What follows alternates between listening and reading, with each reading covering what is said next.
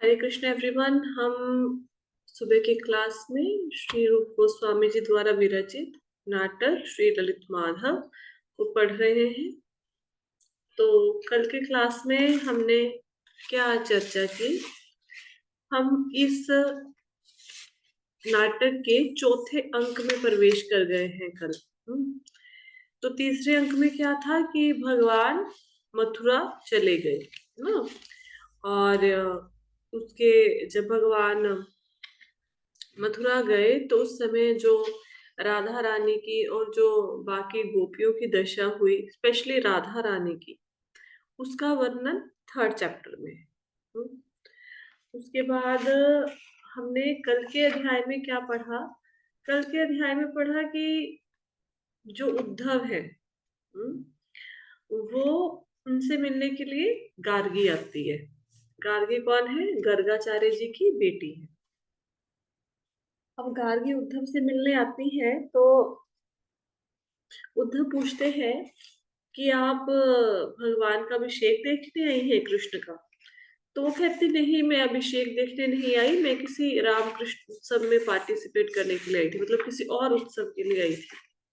तो फिर उद्धव उनको बताते हैं कि इसका मतलब ये है कि आपने तो भगवान ने कैसे कंस का वध किया वो सारा प्रसंग देखा ही नहीं है आपने। तो गार्गी ने पूछा कि हाँ हाँ बताइए क्या हुआ। तो उद्धव बताते हैं कि कैसे भगवान ने रंगशाला में प्रवेश किया जहाँ पे कंस ने अखाड़ा सजाया हुआ था, पहलवानों को बुलाया हुआ था भगवान कृष्ण को मरवाने के लिए। तो सबका वर्णन करता है। फिर हमने 10 प्रकार के रस पढ़े इस अध्याय में, ठीक है। उसके बाद बताते हैं कि भगवान कृष्ण ने कैसे कंस का वध किया। फिर भगवान कृष्ण उद्धव एक प्रसंग छेड़ते हैं बीच में कि भगवान कृष्ण सांदीपनि मुनि के यहाँ पे गए। तो गार्गी कहती है कि जो सांदीपनि मुनि के बेटे हैं, मैंने सुना है कि यमपुरी से लाके भगवान कृष्ण ने उनके अपने गुरु को अर्पित किया। तो उद्धव कहते हैं हाँ, कि सांदीपनि मुनि के जो बेटे थे उनकी मृत्यु हो चुकी थी, लेकिन सांदीपनि मुनि कौन है? भगवान कृष्ण के गुरु हैं। तो भगवान कृष्ण जब उनके पास गुरुकुल में गए तो क्योंकि वो जानते थे कि जो कृष्ण है वो भगवान है और वो सर्व सामर्थ है, तो उन्होंने अपने मृत पुत्र को मांगा कि जो मेरा बेटा मर चुका है उसको आप वापस लेके आइए गुरु दक्षिणा में। तो भगवान कृष्ण ने उनको लाके दिया। तो गार्गी ने बोला कि आपको ये कथा किसने सुनाई? तो उद्धव के ने कहा कि मैं गोकुल गया था, मुझे मधुमंगल ने ये कथा सुनाई है। तो गार्गी पूछती है कि क्या आप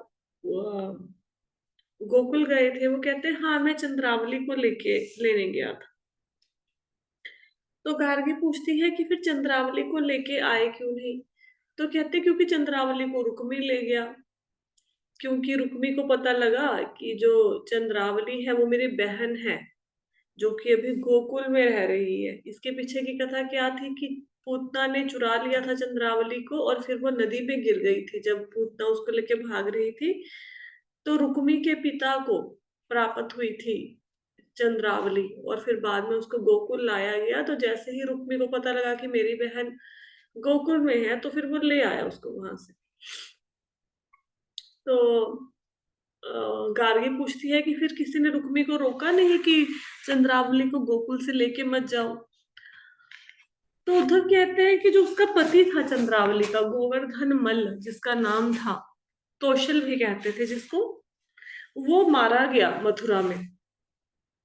तो जब चंद्रावली का पति मर गया और भगवान कृष्ण ही ब्रजवासियों को सब प्रकार के संकटों से बचाते थे और भगवान कृष्ण वहां पे नहीं थे गोकुल में क्योंकि वो मथुरा में आ गए हैं, तो फिर उनको कौन बचाता चंद्रावली को? तो इसलिए रुक्मी लेके चला गया।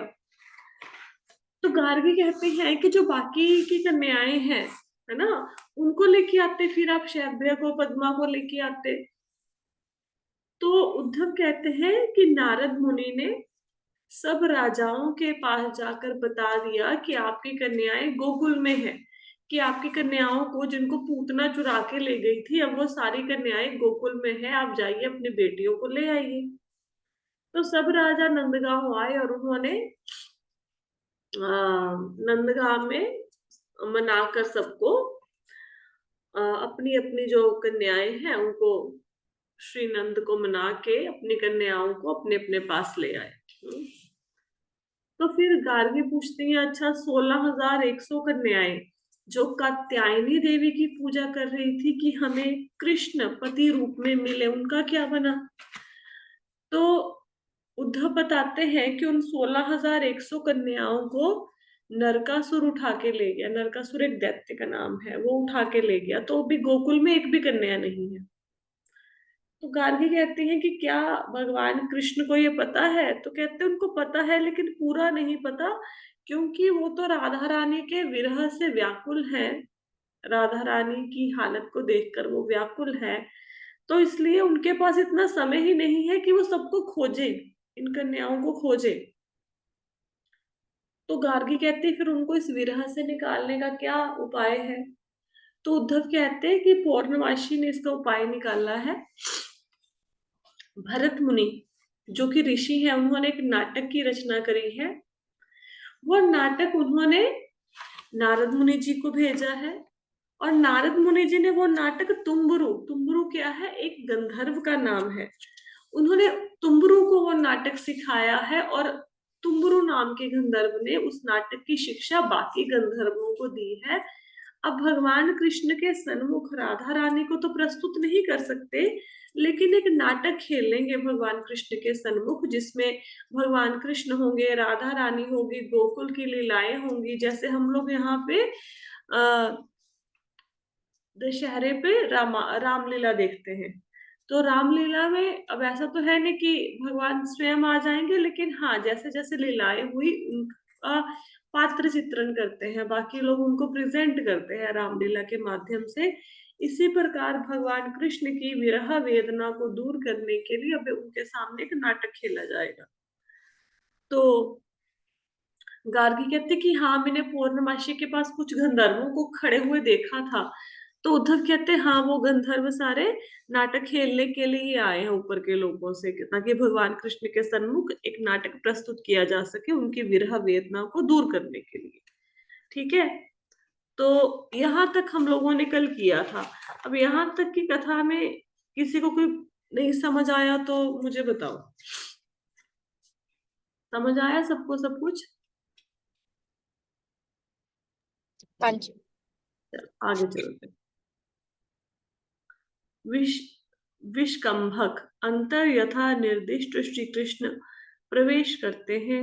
श्री कृष्ण खेद के साथ, हा लीलावती, हा चकोर नयने, हा चंद्रबिंबा नैन, हे हा विम्भोष्ठी, हा गुणवतियों में सर्वश्रेष्ठ, हा समस्त गोकुल खजनाक्षी वृंद की प्रधाने, हा राधे हतदेव की दुर्विलास चेष्टा से तुम्हें क्या विषम दशा प्राप्त हो रही है? मधु मंगल प्रिय सखा, अत्यंत दुर्लभ दर्शना, श्री राधिका मानो काश में विद्यमान की भांति प्रतिभात हो रही है। श्री कृष्ण सखा, सत्य सत्य आशा के द्वारा ही मैं इस प्रकार कदथरित हो रहा हूँ, क्योंकि जब मुखरा आर्त होकर जलमग्न होने को जा रही थी, तब दूरस्थ सूर्य मंडल से करुणा पूर्ण आकाशवाणी प्रादुर्भूत हुई। उससे श्री राधा के साथ पुनः मिलन की प्रत्याशा का अंकुर उत्पन्न हुआ था। हा धिक्कार, वह उच्चारित वाक्यामृत अभी तक मेरे अंतःकरण को विद्ध कर रहा है। अब यहाँ पे क्या चौथे अंक में ही है, चौथे अंक में ही आगे ये कथा है, क्या बताया जा रहा है? अब मंच पर कौन है? अब मंच पर है भगवान कृष्ण। उनके साथ कौन आ गया है मंच पर? उनके सखा मधुमंगल। तो मधुमंगल के सामने भगवान कृष्ण अत्यंत दयनीय भाव में श्रीमती राधा रानी का स्मरण करते हैं, और वो कहते हैं कि देखो विधाता की कैसी इच्छा है, कैसी भाग्य की रेखाएं हैं कि श्रीमती राधा रानी इतने कष्ट को प्राप्त हो रही हैं, वो जलमग्न हो गई हैं। और कहते कि ये सुनकर मेरा हृदय बड़ा दुखित है, लेकिन मुझे एक ही आशा है कि जब मुखरा नदी में प्रवेश करने जा रही थी श्रीमती राधा रानी के पीछे पीछे, कि मेरी नाती नहीं रही तो मैं भी नहीं रहूंगी, तो उस समय उनको एक आकाशवाणी ने रोक लिया कि राधा कृष्णा फिर से मिलेंगे।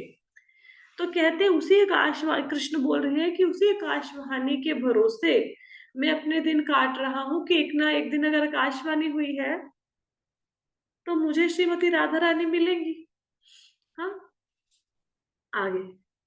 क्षण काल तूष्णी होकर पुनः उच्च स्वर से श्री कृष्ण बोले, हाय, चलने को तैयार अक्रूर ने जब अश्वों की लगाम को धारण किया, तब राधिका चंचल चिता होकर रोदन करती हुई करती करती रथ में चढ़ने के लिए आई थी। परिजनों के द्वारा निरुद्धा होकर मेरे लिए उसने अश्रुपूर्ण दृष्टि का निक्षेप किया था। हाँ, मुझे धिक्कार है, क्योंकि यह सब देखकर भी क्रूर मना मैंने क्षण मात्र विलंब कर उस सुंदरी को अनुन्य के द्वारा शांत नहीं किया। तो यहाँ पे भगवान कृष्ण क्या बता रहे हैं कि जब अक्रूर जी लेने आए थे श्रीमती राधा, सॉरी, भगवान कृष्ण को मथुरा लेके जाने के लिए आए थे, उस समय श्रीमती राधा रानी उनके रथ के सामने आई थी।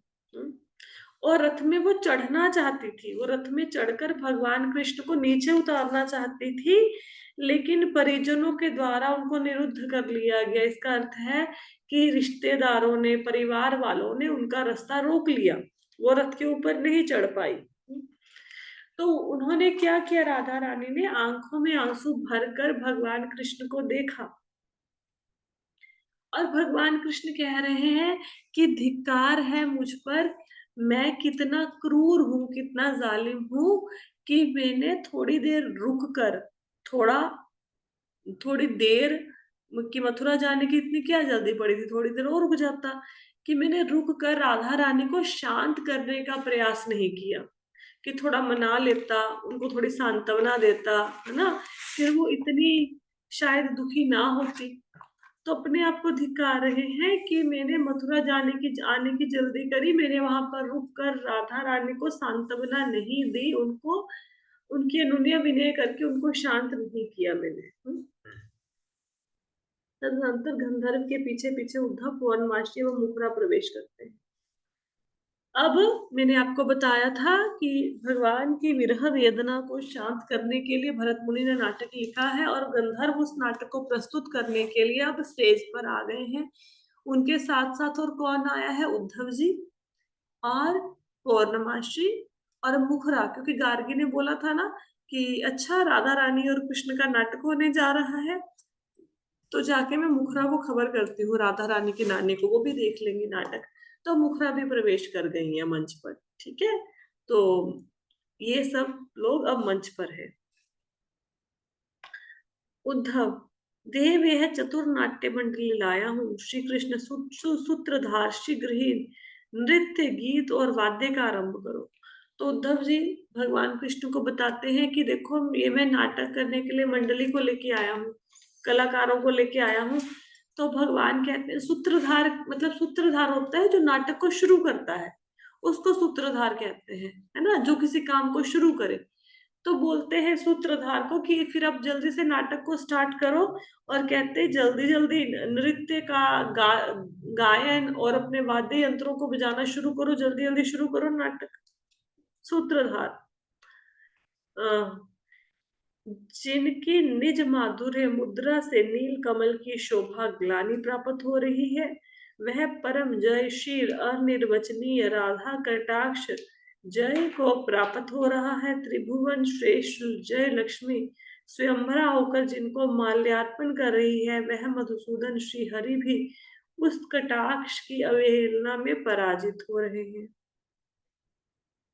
श्री कृष्ण सहर्ष, हृदय आनंददायक यह नांदी प्रयोग अत्यंत सुंदर हो रहा है।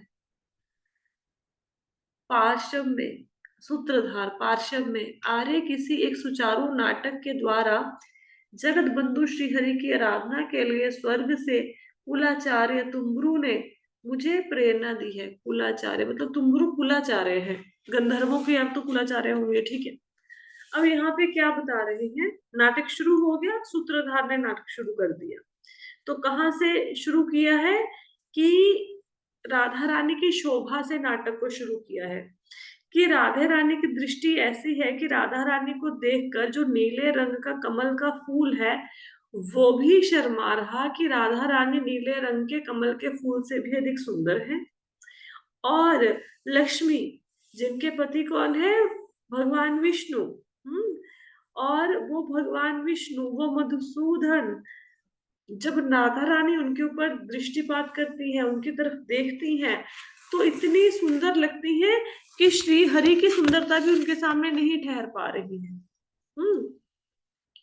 तो भगवान ये सुनकर बड़ा खुश होते हैं। अब कृष्ण के सामने राधा कृष्ण का नाटक प्रस्तुत किया जा रहा है। अब जब एक बात का ध्यान रखना है कि नाटक, एक तो कृष्ण सामने बैठे हैं, उनके सामने गंधर्व नाटक प्रस्तुत कर रहे हैं, तो नाटक वाले जो कृष्ण है उनको माधव के नाम से संबोधित किया जाएगा। ठीक है, तो जब माधव बोलेंगे, माधव शब्द का प्रयोग आएगा, तो आपने क्या समझना है कि जो नाटक खेल रहे हैं गंधर्व, वो अपने कृष्ण का उच्चारण कर रहे हैं। और जब कृष्ण शब्द आएगा, इसका मतलब है जो कृष्ण वास्तव में सामने बैठे हैं। बात समझ आई? आई होप सो कि आ गई होगी। ठीक है, हाँ जी माता जी। तो अभी कहते हैं कि सूत्रधार कहते हैं कि अभी सबसे पहले भगवान की आराधना करनी है नाटक को शुरू करने से पहले। तो नटी, अरे वह प्रबंधन क्या है सूत्रधार, रसिक शिरोमणि श्री हरि के प्रिय गोकुल वासियों का सुलभ राधाभिसार नामक गुण गर्भ संदर्भ जय युक्त हो, अतः मंगल जनक द्रुब्ध का अवलंबन गान करो। नटी, आर्य किस ऋतु का अवलंबन करके गाऊं? सूत्रधार, आर्य देखो देखो, शोभा लक्ष्मी कुंदावली को त्याग कर नव मालिका में मिल रही है। पिकगण दीर्घ काल से परित्यक्त अपनी पंचम स्वर चातुर्य के स्मरण में चेष्टाशील हो रहा है। भांडीर गण से, भांडीर वट से पीले पीले पत्र स्पष्ट रूप से गिरते जा रहे हैं। अतः परम आनंददायक कोई उज्जवल कौतूहल पूर्वक मंद मंद गति से परिवर्तित हो रही है। नटी, यह माधवी स्पष्ट रूप से कठोर शमीलता के द्वारा आकर्षित हो रही है। क्या मधुप उसके स्तंभों का अनुसरण नहीं करते? सूत्रधार संतोष के साथ, आर्य उत्तम उत्तम, प्रस्तावोचित भाव का विन्यास हो रहा है, क्योंकि देखा जाता है कि वृद्ध जटिला द्वारा निरंतर श्री राधा के निरुद्धा होने पर भी माधव सुंदर भाव से अबाधित रूप से उसके साथ विहार करते हैं, ऐसा कहकर चले जाते हैं। अनंतर श्री माधव का प्रवेश होता है। अब सूत्रधार कहते हैं नटी को कि आप ना सबसे पहले मंगलाचरण के साथ नाटक को शुरू करो। तो नाटक शुरू होता है, तो कहते हैं किस ऋतु का आवाहन करो। इसका मतलब क्या है इस लाइन का, कि क्या ऋतु का मतलब, देखो जैसे ना, अब मैं कोई कहानी आपको सुनाऊं, तो मैं कहानी में क्या बोलूंगी कि जून जुलाई का महीना था, दो बच्चे खेल रहे थे। तो ऐसे हम किसी ना किसी ऋतु के बारे में बात करते हैं ना, कि जो एक कहानी है किस समय की है, सर्दी, या कई बार आपने कोई कहानी पढ़ी होगी, उसमें आता है ना जाड़े के दिन थे या गर्मी के दिन थे, ऐसे। तो यहाँ पे नटी पूछ रही है कि कौन से ऋतु का आवाहन करूं, कौन सी ऋतु चल रही है जिसमें ये नाटक हो रहा है, कौन से दृश्यों को प्रस्तुत करूं, क्या बताऊं, बसंत की ऋतु है, गर्मी की ऋतु है, शरद ऋतु है। तो फिर ना वो वसंत ऋतु का आवाहन करती है कि वसंत ऋतु के समय जो कृष्ण है वो राधिका से मिलने आते हैं। तो साथ में ही कहते हैं, जो सूत्रधार है वो कहते हैं, एक मिनट देखती हूँ सूत्रधार कह रहे हैं कि कौन कह रहा है ये बात। हाँ, सूत्रधार कहते हैं कि हालांकि जो श्रीमती राधा रानी की सास है जटिला, वो बहुत बार प्रयास करती है कि राधा रानी श्री कृष्ण से ना मिले, फिर भी सखियों के साथ कोई ना कोई जुक्ति लगा के राधा रानी भगवान कृष्ण को मिल ही लेती है। ठीक है, यहाँ तक समझ आया? दोबारा से बता देती हूँ, भगवान कृष्ण विरह वेदना में है, उनकी विरह वेदना को दूर करने के लिए गंधर्व एक नाटक प्रस्तुत करेंगे। गंधर्व कौन होते हैं? जो स्वर्ग लोक में नाचते गाते हैं। ठीक है, तो गंधर्वों की टीम वहां पे आ गई है। भगवान कृष्ण मधुमंगल के साथ बैठे हैं नाटक देखने के लिए, और उधर से नाटक प्रस्तुत करने के लिए कौन कौन आया है? गंधर्व आए हैं, उनके साथ उद्धव है, पौर्णमासी है, और मुखरा जो कि राधा रानी की नानी है, वो सब नाटक, ये तीन लोग नाटक देखने आए हैं। उद्धव, पौर्णमासी और मुखरा और गंधर्व नाटक प्रस्तुत करने के लिए आए हैं। तो भगवान कृष्ण कहते हैं फटाफट नाटक प्रस्तुत करो। तो सूत्रधार कहते हैं कि भाई ठीक है, नाटक शुरू करते हैं मंगलाचरण के साथ। तो फिर ऋतु कौन सी सिलेक्ट करेगी? ऋतु सिलेक्ट करेगी बसंत ऋतु। ठीक है, आगे चलते हैं। श्री माधव, परम शोभा युक्त मलयानल की सहचरी साक्षात वसंत ऋतु विराजमान है। अब समझ आया कि वसंत ऋतु का समय चल रहा है। मत भृंगो तथा परिकु पक्षी कुल से मनोहर यह वृंदावन मानो हास्य कर रहा है। हाय, यदि श्री राधा यहाँ पर अभिसार करती हैं, तब तो मेरे परमानंद विलास सागर की लहरियों का महान कल्लोल कोलाहल कर उपस्थित होगा। मधुमंगल हास्य कर ही आश्चर्य आश्चर्य स्वर्ग के भंड दासी विदूषक दासी पुत्रों के साथ दूसरा प्रिय सखा प्रत्यक्ष उपस्थित हुआ है। उद्धव चमत्कार के साथ जिसके पास हस्त पदम नवीन मुरली रूपी मरली से परिशोभित है, जिनकी गुंज माला की अद्भुत शोभा पद्म राग मणि की कांति को ग्रास कर रही है, जिसके मयूर पुछ चूड़ा के प्रांत भाग मृदुल पवन संचार से चंचलायमान है, उस श्याम वर्ण समूह का विलास मेरे हृदय को आनंद से अधीर कर रहा है। मुझे पता है हिंदी थोड़ी कठिन है, समझनी मुश्किल है ये वाली, लेकिन फिर भी मैं आपको समझाने का प्रयास करती हूँ। अब स्टेज पर कौन आ गया? अब नाटक शुरू हो गया। ठीक है, सामने भगवान कृष्ण बैठे हैं, गंधर्वों की टीम ने अपना नाटक शुरू कर दिया। नाटक में सबसे पहले कौन आता है? श्री माधव। अब श्री माधव कौन है बताओ? कृष्ण। हाँ, लेकिन कौन से कृष्णा है? जो नाटक कर रहे हैं वो। जो नाटक कर रहे हैं वो वाले कृष्णा। ठीक है, तो माधव सबसे पहले प्रवेश करते हैं और कहते हैं अरे वाह, ये तो वसंत ऋतु का समय है ना। तो कहते हैं जो भ्रमरे हैं, जो पक्षी हैं, उनकी चहचहाने से भ्रमरों की गुंजार से वृंदावन ऐसे लग रहा है जैसे कि हंस रहा है। ठीक है, तो कहते मेरे आनंद में वृद्धि हो, मेरे आनंद के जो सागर की लहरें हैं वो और भी उल्लासित हो जाएं अगर श्रीमती राधा रानी यहाँ पे आ जाए।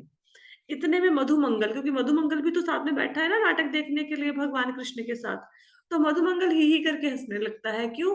क्योंकि वो कहता है कि देखो, एक तो कृष्ण मेरे साथ बैठे हैं और दूसरा कृष्ण कौन है जो सामने स्टेज पे खड़ा है। तो दो दो कृष्ण हो गए मेरे सामने, एक मेरे साथ बैठे हैं, एक सामने है। ठीक है, तो उद्धव जी क्या कहते हैं?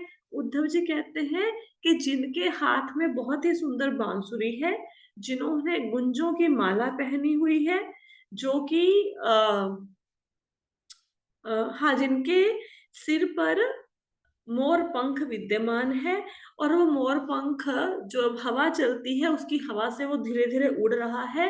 वो जो भगवान कृष्ण है, उनके रूप को देखकर मेरे हृदय के अंदर आनंद का सागर, आनंद के सागर की लहरें आ रही हैं, ये उद्धव जी कहते हैं। ठीक है, मतलब क्या है कि माधव प्रस्तुत हुए और बोले, माधव मतलब नाटक वाले माधव बोले, कृष्णा बोले कि अभी ना वसंत ऋतु है और बहुत अच्छा हो अगर वसंत ऋतु के समय राधा रानी भी यहाँ पे आ जाए। मधुमंगल हंसने लगे कि दो दो कृष्ण हो गए, एक साथ बैठे एक सामने खड़े हैं। उद्धव ने फिर रूप का वर्णन किया कि जो माधव है उनका रूप इतना अच्छा है, उन्होंने मोर पंख लगाया हुआ है, गुंजों की माला पहनी हुई है, बहुत ही सुंदर नीले रंग का वर्ण है। ऐसा लग रहा है कि जैसे बहुत ही सुंदर कमल का कोई फूल खिला होता है। ठीक है, तो इस प्रकार वर्णन करते हैं। बहुत ही सुंदर है जो नाटक प्रस्तुत करने वाला है ना, जो सामने माधव के रूप में आया, वो बहुत सुंदर है श्री कृष्ण। औत्सुक्य के साथ रोमांचित होकर, अहो जिस लीला में मेरे अपूर्व माधुर्य परिमल का प्रकाश हुआ है, उस गोप लीला में दूसरे स्वरूप को यह नट प्रत्यक्ष कराकर मुझे बार बार विस्मापित कर रहा है। तो भगवान कृष्ण हैरान हो जाते हैं कि अरे ये तो लीला मैंने की थी वृंदावन में। इस नाटक को, इस लीला, इस नट को मतलब जो प्रस्तुत कर रहा है मंच पर माधव, कि जो नाटक खेलने वाला है, कि इसको इस लीला के बारे में क्या कैसे पता लगा। और कहते हैं ये जो लीला है, इसको देखकर तो मेरे को खुद को आश्चर्य हो रहा है, कितना सुंदर ये नाट्य कला का प्रदर्शन कर रहा है। मैं खुद विस्मित हो गया हूँ कि मेरे डायलॉग्स इतने अच्छे से उसी हाव भाव में ये कैसे बोल रहा है। तो कहते, हे सखी, इसका स्वरूप देखकर मेरा चित्त केली कौतूहल में अत्यंत तरलित होकर ब्रजबधू श्री राधा की स्वरूपता धारण करने के लिए अत्यंत अभिलाषी हो रहा है। तो कह रहे हैं भगवान कृष्ण यहाँ पे क्या कह रहे हैं? देखो, इस नाटक को पढ़ना थोड़ा इजी नहीं है, बहुत समझ कर पढ़ना पड़ता है इसको। यहाँ पे श्री कृष्ण कह रहे हैं कि जो ये नाटक कर रहा है माधव, इसको देख के ऐसा लग रहा है, इसकी पुकार को सुनकर, कि मैं खुद ही राधा बन जाऊं और इसके पास पहुंच जाऊं। हम्म। तो भगवान कृष्ण इतना खो गए उस नाटक में। आगे कहते हैं, हे सखा कहो तो यह नट मेरी मनोहारिणी अनिर्वचनीय रूप चंद्रिका का आविष्कार करने में किस प्रकार समर्थ हुआ। तो उद्धव से पूछ रहे हैं, तुम मुझे ये बताओ कि ये सामने माधव का रोल प्ले कर रहा है, ये सामने जो गंधर्व है, ये इतने अच्छे से मेरा रोल कैसे प्ले कर रहा है, ये इतने अच्छे से मेरा रूप भी इसने बना लिया, मेरे डायलॉग्स भी बोल रहा है, इतने अच्छे से कैसे बोल पा रहा है। उद्धव, देव आपके भक्ति प्रभाव से यह सम्यक रूप में भावित हो रहा है, यह तो देवऋषि नारद जी की सेवा परिपाटी का विवर्त या प्रतिबिंब है। तो कहते भगवान जो आपकी भक्ति करता है उसके लिए क्या संभव नहीं है। तो इस गंधर्व ने नारद जी की भी सेवा की है, तो आपकी भक्ति नारद जी की सेवा का परिणाम ये है कि ये जो गंधर्व है ये आपके सुंदर रूप को एज इट इज प्रस्तुत कर पा रहा है स्टेज पर। श्री कृष्ण आश्चर्य के साथ, क्या मैं नटत्व प्राप्त होकर रंगस्थल में अभिनय कर रहा हूँ अथवा सभा स्थल में सभ्य पद लाभ कर दर्शन कर रहा हूँ। अहो सामने परम अद्भुत वेश रचना विधि का अवलोकन कर मैं स्पष्ट रूप से निर्णय करने के लिए निमिष काल भी समर्थ नहीं हो रहा। कितना सुंदर कहते हैं भगवान कृष्ण, कह रहे हैं कि मुझे ये नहीं समझ आ रही कि सामने मैं खड़ के स्टेज पर नाटक कर रहा हूँ या मैं नाटक देख रहा हूँ। मुझे ये लग रहा है वो जो सामने खड़ा है कृष्ण वो भी मैं ही हूँ, मैं ही नाटक कर रहा हूँ। और फिर मुझे याद आता है नहीं नहीं मैं नाटक नहीं कर रहा, मैं तो नाटक देख रहा हूँ। तो भगवान कृष्ण नाटक में इतना खो गए, उनको ये नहीं समझ आ रहा कि सामने नाटक करने वाले वो है या नाटक देखने वाले वो है, उनको समझ ही नहीं आ रहा। इतना सुंदर नाटक प्रस्तुत किया गया भगवान कृष्ण के सामने। माधव, अहो प्रिय विरोहित, मेरी मति मधुकर वृंद के साथ घूर्णायमान हो रही है, मेरा धैर्य मधुधारा के साथ विच्युत हो रहा है। अब मेरी उत्कंठिता कलिका श्रेणी के साथ विकसित हो रही है। अतः अब वेणु गीत रूप संकेत द्वारा ललिता का आवाहन करता हूँ। यह कहकर अधर में वेणु रखकर माधव कहते हैं, अहे इंद्र की दिशा रूप नागिरी अर्थांतर में पूर्व दिशा की नागरी ललिते, अनुराग सहित सूर्य देव की अभिनव गुरुतर कांति का आविष्कार करो। ललिता पक्ष में श्री राधा को बुलाकर आनयन करो। देखो यह पक्षी श्रेष्ठ चक्रवात किसी विरह से आकुल होकर तुम्हें काकू लक्ष्य के द्वारा प्रार्थना कर रहा है। पक्षांतर में यह चक्रधारी हरि विरहतुर होकर सखियों में श्रेष्ठ ललिते तुमसे लक्ष्य लक्ष्य काकू वचन के द्वारा भिक्षा मांग रहा है कि तुम श्री राधा के साथ मेरा मिलन कराओ। यहाँ पे क्या बताया गया है, माधव, माधव कौन, जो नाटक में कृष्ण बने हैं, ठीक है, वो कहते हैं कि अभी ऐसा लग रहा है कि मेरी बुद्धि हर ली गई है, मेरा सिर घूम रहा है और मेरा धैर्य अब मैं धारण नहीं कर पा रहा हूँ और मेरी उत्कंठा श्रीमती राधा रानी को मिलने की बढ़ती जा रही है। तो कहते हैं अब मैं क्या करता हूँ, अब मैं बांसुरी बजाता हूँ।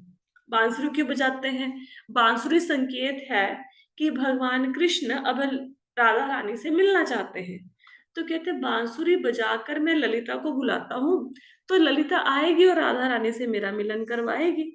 ठीक है, तो बांसुरी बजाना शुरू कर देते हैं और क्या कहते हैं, कहते हैं कि देखो ललिता, जो कृष्ण है वो तुमसे प्रार्थना कर रहा है। जैसे चक्रवाक पक्षी होता है ना, वो विरह वेदना से व्याकुल हो जाता है, अपनी जो जो भी पंछी है उसको बुलाता है, अपनी प्रेयसी को बुलाता है, उसी प्रकार मैं व्याकुल हो गया हूँ श्रीमती राधा रानी के बिना।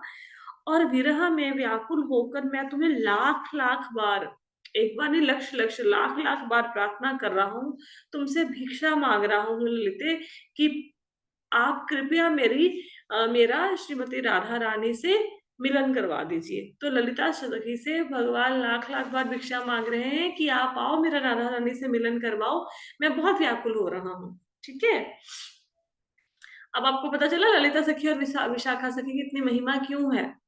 एक बार श्रीमती राधा रानी बोलती हैं सखी को कि आप मुझे सारी सखियों का चित्र बना के दो, जैसे ललिता सखी हैं, विशाखा सखी हैं।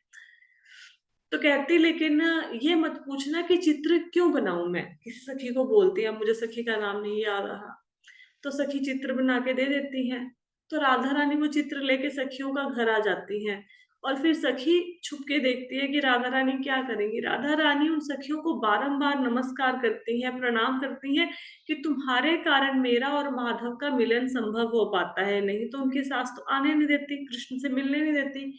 तो इसी प्रकार कृष्ण भी बहुत अधिक सखियों के प्रति वो है, क्या बोलते हैं, ग्रेटफुल है। ठीक है, कि भाई उन आपकी वजह से मैं राधा रानी से मिल पाता हूँ, नहीं तो मेरे लिए ये पॉसिबल नहीं है।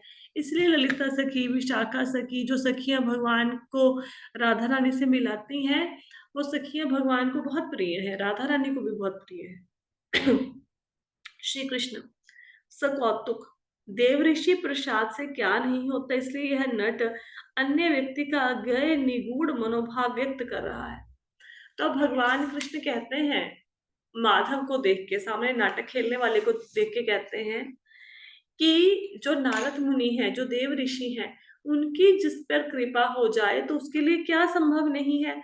उनकी कृपा हुई है, इसीलिए जो सामने नाटक प्रस्तुत करने वाला है वो मेरे हाव भाव को, मेरे डायलॉग्स को, मेरी मुद्राओं को इतने अच्छे ढंग से प्रस्तुत कर रहा है कि मुझे ऐसा लग रहा है सामने कृष्ण ही है सचमुच के। माधव सहर्ष, यह तो निकट में मनोहारिणी विजयिनी मृदु मधुर नुपुर की ध्वनि है। अतः अब मैं माधवी मंडप में प्रवेश करता हूँ। ऐसा कहकर प्रस्थान अनंतर ललिता के साथ पीछे पीछे राधा का प्रवेश होता है। तो माधव कहते हैं, जो नाटक प्रस्तुत करने वाले कृष्ण है, वो कहते हैं अरे ये तो धीरे धीरे घुंघरू बजने की आवाज आ रही है, तो इसका मतलब तो है कि राधा रानी प्रवेश कर रही है ललिता के साथ। तो कहते हैं मैं जल्दी से माधवी मंडप में जाता हूँ। तो जगह का नाम है, मतलब ऐसे अलग अलग कुंज बनाए होते थे ना, यहाँ पे राधा कृष्ण मिलते थे, तो कहते हैं माधवी मंडप में जाता हूँ, वहां पे श्रीमती राधा रानी आएंगी। तो अभी जो माधव है, माधव जो नाटक खेल रहे हैं, मतलब वो स्टेज से चले जाते हैं।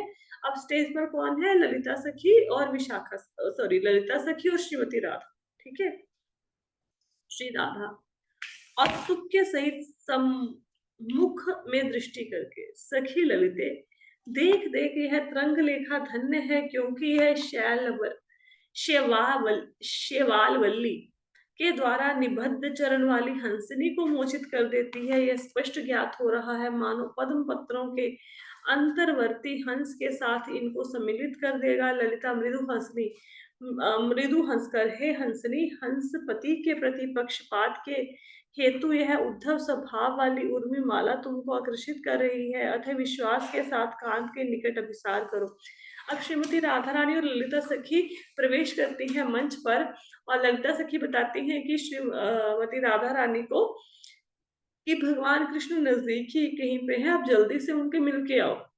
श्री कृष्ण उत्कंठा के साथ, जिसके दीर्घ काल व्यापी विरह ज्वर से जर्जित होकर मेरी यह गुरुतर अनुभूत पूर्व दशा उपस्थित हुई है, वह मेरी चित्त रूप हंस की सरोवर रूपिणी कमलिनी श्री राधा उपस्थित हुई है।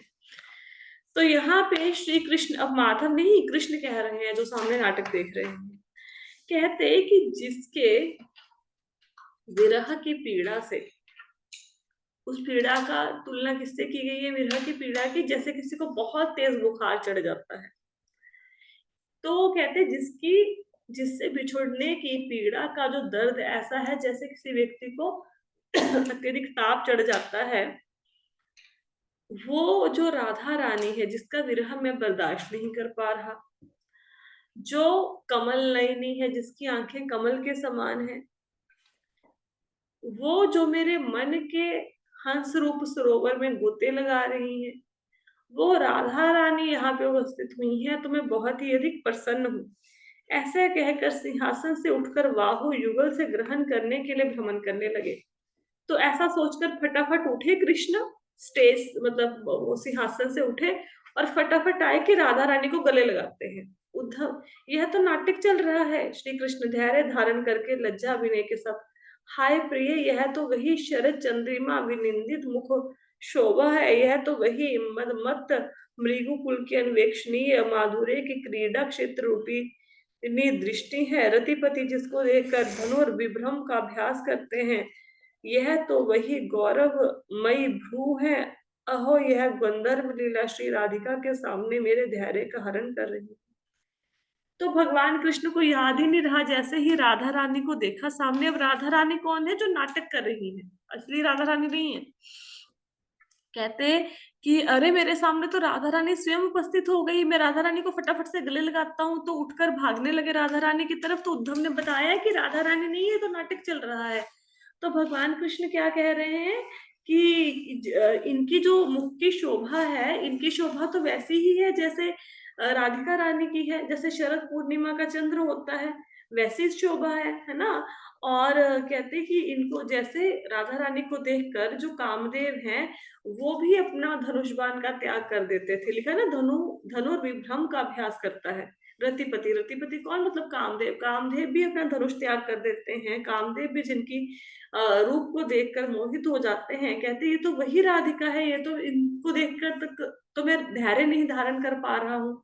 इनको देखकर मुझे अभी चैन नहीं मिल रहा, मेरा मन कर रहा है कि जाके उनको गले लगा लूं, है ना। तो आगे आगे की कथा आप कल करेंगे, क्योंकि 1 मिनट ही रह गया है। समझ आया सबको आज का नाटक, ये जो मैंने पढ़ा है? हाँ जी, जी माता जी। क्या है, फिर भी नहीं समझ आएगा तो फिर कल मैं थोड़ा सा रिपीट करवा दूंगी, बाकी का हम कल करेंगे, ठीक है? कल कर देना माता जी रिपीट। हाँ, मैं कर दूंगी, रिपीट। मैं रिपीट कर दूंगी। कोई बात नहीं, मुझे पता है समझना थोड़ा मुश्किल है, मैं रिपीट कर दूंगी हर बार जब भी क्लास होएगी, तो पुराने वाला रिपीट कर दिया करूंगी, थोड़ा इजी लैंग्वेज में, है ना। ठीक है जी, कोई प्रश्न तो नहीं है किसी का?